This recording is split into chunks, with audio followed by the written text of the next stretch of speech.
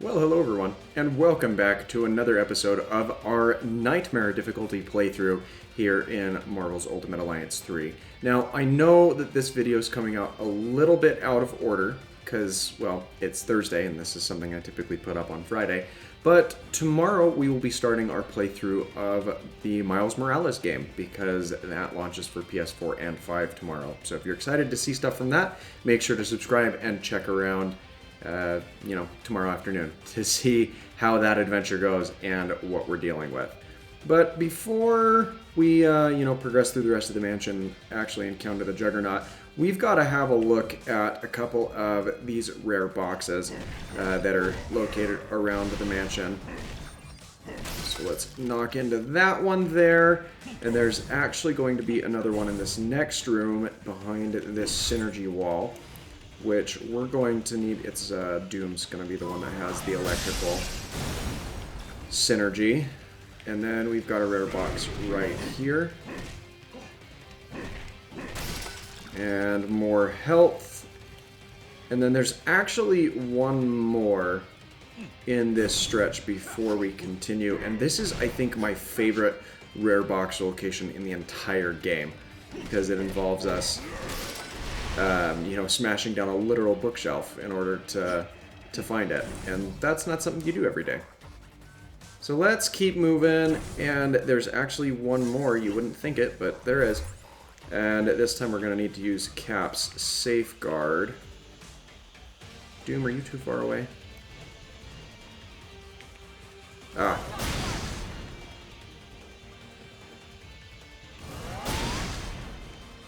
Alright, so that one's not working, so we'll want to go ahead and switch to Doom. There we are. And that was all we needed in order to break out that rare box. So we can now move into this retainment cell and take on Juggernaut, which is interesting to see that Juggernaut has now assumed the form of, or has the gravity curse active on him. Which, kind of makes, I don't know that it makes a whole lot of sense. It's just interesting that we did not have any of the curses active when we first faced off against him, and now we do.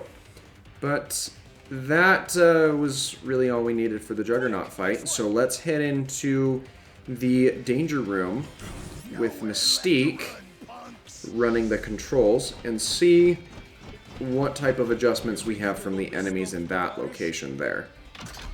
After this unskippable cutscene of Colossus running headfirst into Juggernaut. Alright.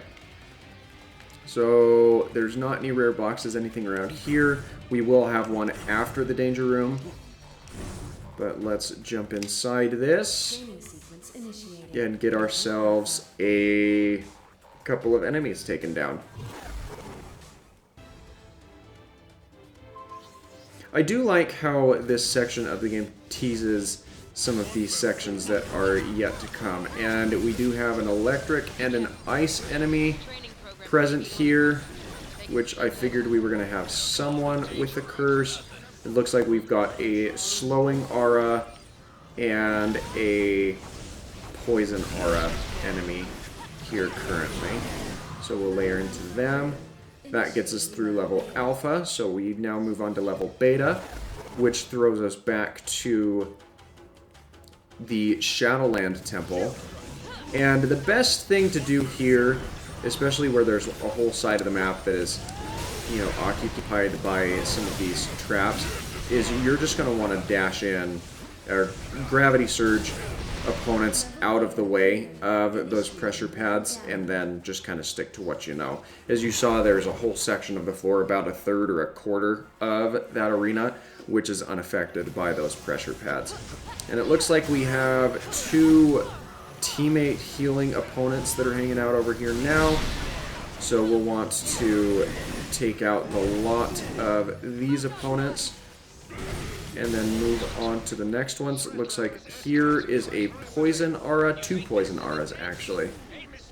And these are least of the curses.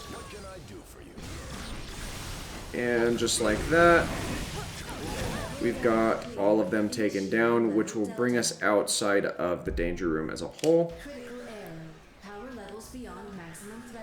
And now we can escape through the backside of this arena. And before moving along, we've got the Cerebro Chamber here. Okay, so now you're using something completely different. There we are. It's interesting to me that the synergies change all the time and they don't auto-gravitate to what synergy would be best. And before we move up, there's one other rare box down here that will bust open. I mean, I don't really have to bust open these, but it does kind of help you determine where all of these rare locations are if you are having difficulty in finding them. And yeah, there's nothing else left to do in this section here. So let's go ahead and run headfirst into Magneto. I don't recall if Magneto had a curse active on him in the first confrontation we had with him, but we'll layer into him all the same.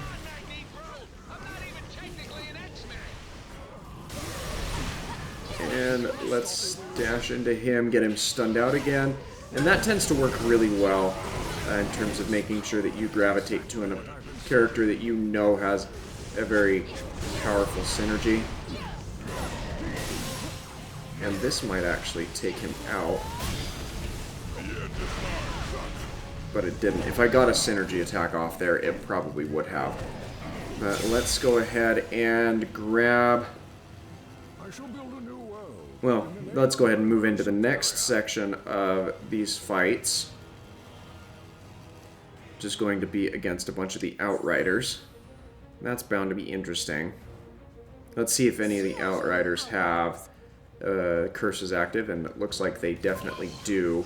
This one's got a Fire Aura active. Now, if you don't have an opponent or a character that can kind of burst down the opponent's health bars very quickly, then my recommendation for this game mode is you're going to want to have a teammate that has a decent ranged capability. We've got a cursed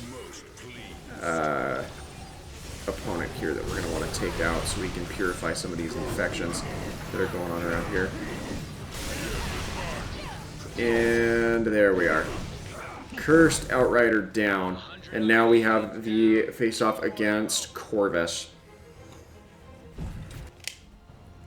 Corvus probably has something active on him. Yeah, he's got a Burning Aura. And the tricky thing about this fight is you will not be able to stagger out Corvus or Proxima because the intended game mechanic here is for you to lose this fight.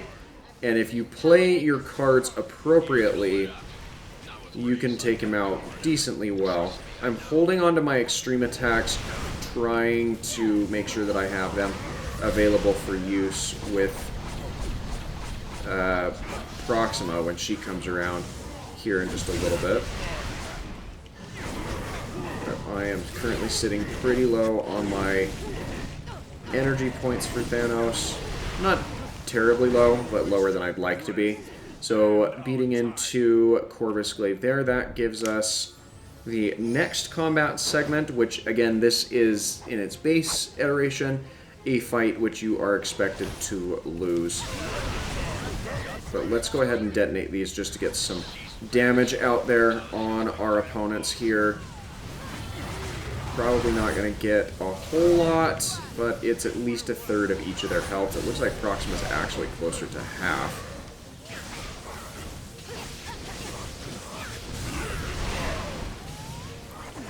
And let's move right along here.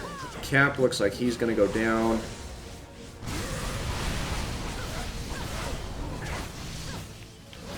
And Corvus is currently the leader. In Proxima down, we've got Doom up to 275. Only 25 levels left to throw onto him. And now Corvus is down as well. I half expected us to get another level or two onto either Captain Marvel or Captain America, but that does not appear to have been the case, unfortunately.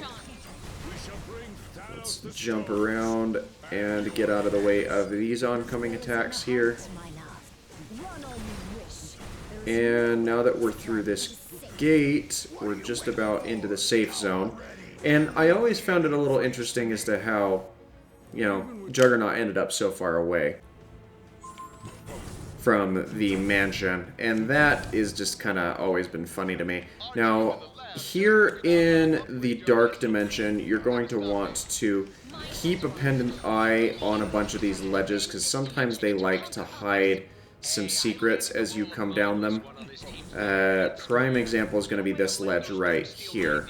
There's an outcropping that doubles back around here, and you've got a rare box just hanging out there. And that's a C-class ISO, which, I mean, it's not the greatest ISO we've ever seen. But it is something that really helps us in our conquest here. Now, this is an interesting thing to see. In the base version of this fight, there are none of these larger elemental mindless ones, but I do appreciate that they at least aligned up the elements with the opponents themselves. That adds to be quite nice. I like the fact that Cap's shield becomes electrified when he synergizes with Doom's shock ability there. And here is where the rift is generally located. I don't think that there's anything else down there, and there's not. And there's nothing else here that we really need to keep. And let's go ahead and get a couple of these heavy attacks in. There's the level that I was hoping to see added to Captain America. And Captain Marvel shouldn't be too far behind in terms of getting her next rank up either. What are you doing? Keep the darkness from seeping into other dimensions. The camera is kind of freaking out here on me. But let's move on to this little object here. I've found that this tends to freak out a little bit more than some of the others. Or the camera just acts weird in this area of the game in general. For a minute when it first started up, I thought it was like somehow connected to drift, but I play with a Pro Controller and I've never really had problems with drifting, and even then, this is the only section where it's ever been present. And yes, I knew that there was something, and we're gonna need to have Doom down here. Cap, where are you going? No, fine.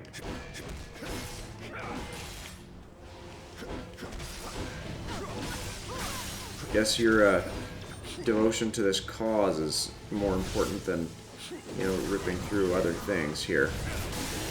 So let's take out these opponents and then get back to the task that I was trying to accomplish initially, which is down here. Okay, so now you stand there, and then let's get this in there to break down that wall and come get this box. Was that really so hard? Alright, now that we're done with that, we can go into this portal and warp back here where we can interface with the ice artifact. There's Captain Marvel's next level. I knew it was going to be shortly behind us.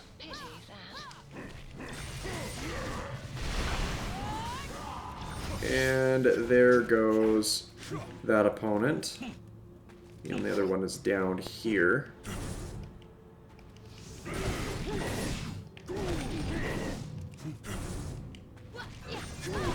And that takes care of the rest of them. So the last thing that we'll be doing here is this common area with the large rift, the area where we meet up with Ghost Rider. So let's go ahead and bring these opponents in. Trinkets will seal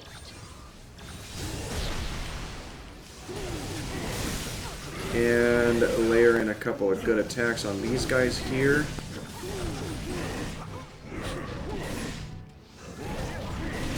There goes the ice artifact,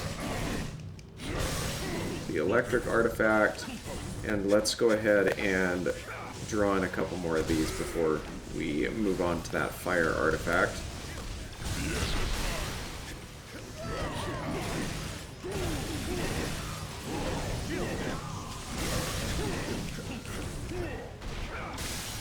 And there goes the fire artifact, which is going to prompt the cutscene where Ghost Rider is introduced, and then the subsequent combat section with him.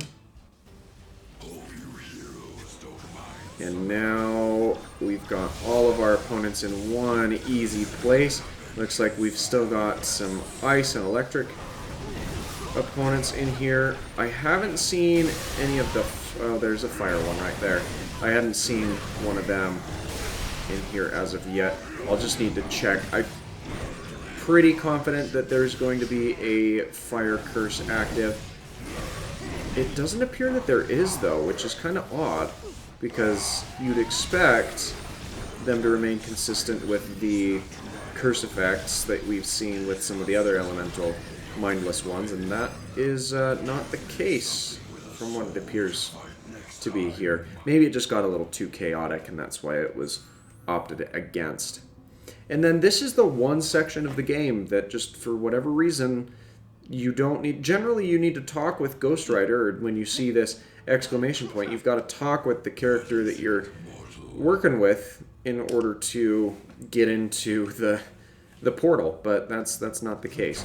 However, that's going to be where we call things off for today. If you're enjoying the series, please feel free to leave a like. Don't forget to subscribe for more daily content. Quick announcement, I will be doing a live stream on Twitch this weekend, either Friday or Saturday. If you want to make sure you don't miss that, check the link in my description. I'm going to be going for a brand new world record for this game that hasn't ever been attempted, or at least not listed on speedrun.com. So that's going to be super exciting.